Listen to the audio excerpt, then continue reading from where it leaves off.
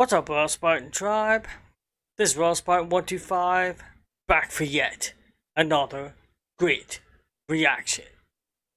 Okay, this is exploring the SCP Foundation, SCP-507, Reluctant Dimension Hopper. Okay. This is a requested video. It was requested on YouTube, and I'm not on Twitch live. And I think I have an idea what this one's about. I mean, obviously it's a guy who jumps to different dimensions. Who doesn't mean to, you know, it's just something that happens to him, I think. Yeah.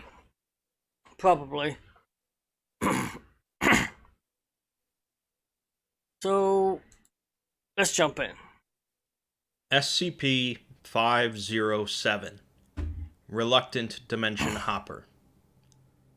Most of the SCPs on the list are things alien to our existence, in one way or another. We're not sure how or why they exist, and there's little for us to relate to when discussing them. There are SCPs, however, that are in most ways normal humans, and they need to eat, sleep, and go to the bathroom, like the rest of us, but something makes them quite unique. Most of these anomalous humans end up being somewhat depressing, in some fashion, due to being confined for the rest of their lives by the Foundation, or their anomalous property affects them in a very negative way. It's this aspect that we'll focus on today, while discussing SCP-507. As I mentioned, 507 is a normal human in practically every way. Caucasian, blonde hair with green eyes, and somewhat overweight. He needs to eat, drink, and sleep, and possesses no special physical or biological traits. This is often unfortunate for him, however, as his anomalous property forces him to occasionally shift into another dimension or reality. These shifts are spontaneous, even occurring while sleeping or using the bathroom, and 507 has no control over when he shifts into another. Wait a minute. When he's sleeping and when he's using the... Imagine having having a number 2 and suddenly you're in a different dimension? Like what? Oh. I don't wanna... What? These shifts are spontaneous, even occurring while sleeping or using the bathroom, and 507 has no control over when he shifts into another dimension or when he shifts back. These alternate dimensions vary wildly, with some being only slightly different from our baseline reality, and others drastically different, featuring dangerous entities or conditions.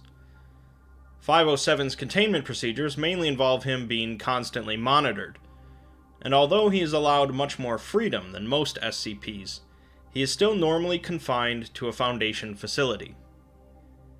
He has a tracking device implanted in him so that the Foundation can easily retrieve him after a shift, as he rarely pops back up where he left. After retrieval, he'll generally give a report on the dimension he visited, as well as potentially make any requests, such as a flashlight he can carry, or a gun that shoots rubber bullets. It is possible for someone else to travel with 507. A gun with rubber bullets? I suppose they wouldn't give him a gun with real bullets in case he turns on them, maybe. I don't know. That could be it. Suppose. Any requests, such as a flashlight he can carry, or a gun that shoots rubber bullets.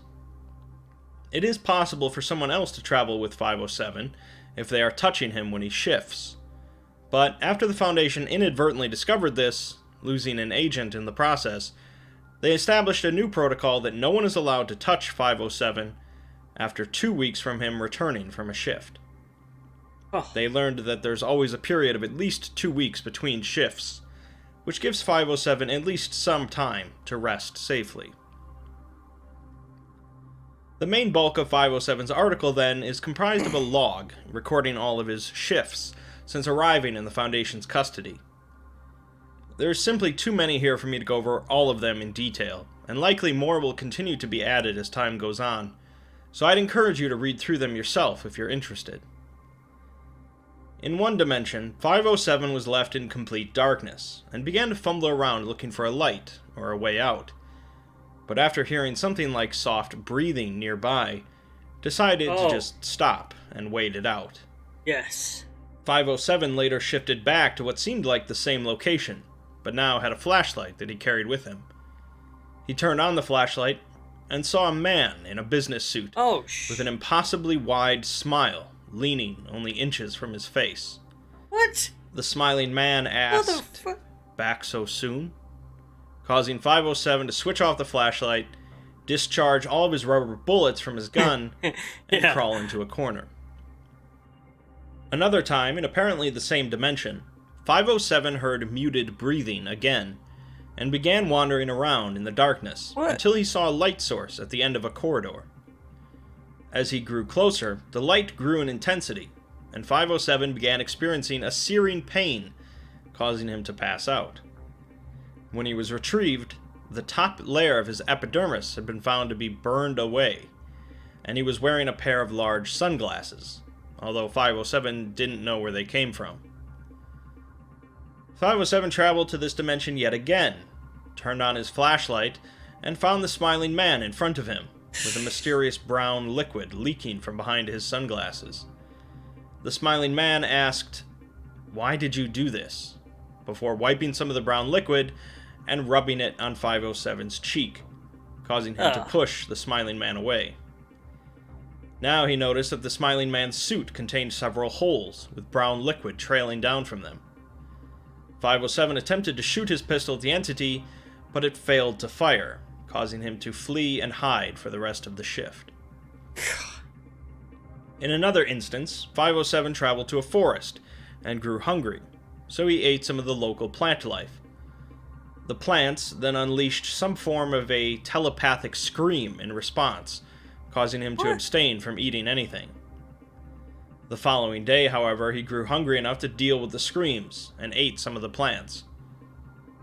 Sometime later, 507 traveled back to this dimension, but this time the plants apparently remembered him and screamed non-stop for 4 days. Later, he returned to this dimension again, but this time the plants remained silent, and so 507 climbed to the top of a nearby hill to get a lay of the land. He saw that the forest was thick with trees in all directions, and surrounding the forest was a massive blue dome. There have been a number of times that 507 has shifted into a dimension and encountered an analog to the SCP Foundation. In one dimension, the Foundation was known as the Society for Containment of the Paranormal, possessing a strong British influence, and was opposed by the Covert Occult Group and the Church of the Mending God. 507 was detained as an intruder and repeatedly questioned until he shifted back.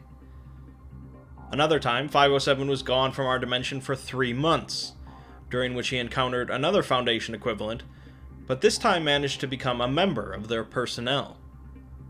507 managed to learn about several SCPs that our Foundation did not know about, allowing them to later retrieve them, and was working in the field to retrieve another one when he finally shifted back. Curiously, our Foundation had sent an MTF to retrieve the same SCP during that time, suggesting an unusual potential connection between the two dimensions. In another dimension, 507 found that their Foundation equivalent had inverted all of the offices and containment chambers, so that the Foundation personnel were being contained due to their ability to create dangerous experiments, and the containment staff consisted of anomalous humanoids, although more docile than our reality's versions.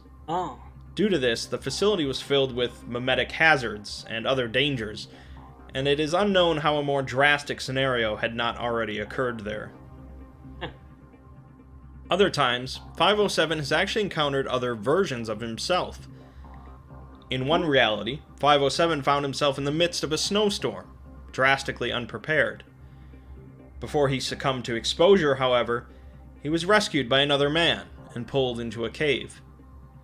507 was led to an underground hot spring to recover, and was soon joined by the man, who turned out to be another version of himself. The conversation between the two is unlogged, but 507 noticed that this version of him had scarring across his torso and at the bases of his limbs. In a more notable example, the Foundation found two 507s in his containment chamber who had been talking for some time.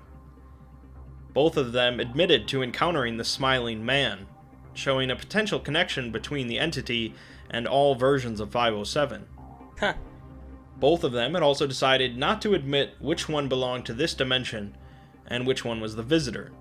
Oh. While talking, one of the 507s disappears, and the doctor asks the remaining one what the difference between their realities was. The remaining 507 says that in the other's reality, Lincoln was killed by his vice president, instead of by General Lee. The doctor informs him that in this reality, Booth assassinated Lincoln. Yeah. We're informed that testing revealed that 507's ability has no biological basing, as severed pieces still shift along with the main body, suggesting the Foundation maimed that version of 507 in some way before he shifted back. What? Our version of 507 returned a few days later, and was not informed of the incident. Oh. Like I said, 507 is not a particularly cheerful tale, as he lives his entire life either trapped in a Foundation facility or teleporting off to an alien world. Like, that would be terrible. I mean, no life. You have no life at all. You're just, existing. Don't get me wrong, it would be exciting going to other worlds. I wouldn't want it, to be honest. But horrible. You don't know where you're going, when you're going, or what you're going to need when you get there. That's just weird. You imagine how many alternate realities there are? You know what I mean? Theoretically, it's endless, pretty much. So he seems to be going back to the same places, the same worlds over and over and over again. But then there are other worlds, because there's other versions of him coming in, It's so weird. And is not a particularly cheerful tale, as he lives his entire life either trapped in a Foundation facility or teleporting off to an alien world. Yes. Some of these are nightmarish and horrific, filled with spiders, hostile aliens, or hazardous environments, while others are surprisingly pleasant. One dimension was so perfect that 507 attempted to commit suicide after returning because nothing could compare.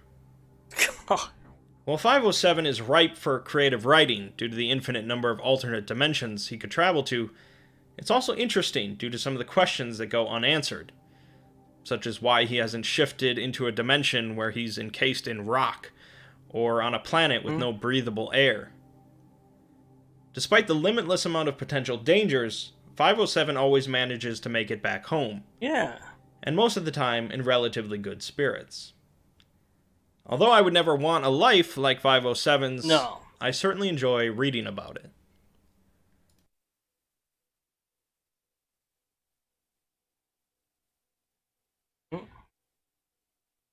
Subject arrived at the mouth of a cave surrounded by almost unbearable heat. Subject walked inside the cave for further investigation. Find that the area around it was a baked wasteland. Most of the heat appeared to emanate from two suns in the sky. The subject could not decide whether they were extremely large or extremely close to the planet. Upon further examination, the suns blinked and turned away, taking heat with them. The subject spent the rest of his this shift, as far back in the cave as possible. Yeah, they weren't suns, they were eyes. Oh God. Imagine the size of the thing that was looking at him. Woo. Okay. That's the end of the video. That's freaky though. I mean, you imagine that? Going to other dimensions and not choosing it. You're just, disappearing or reappearing. I wouldn't want that. No, absolutely not. No. Okay, that was a good one. I enjoyed it. Thank you for requesting it. Until next time, I am out of here.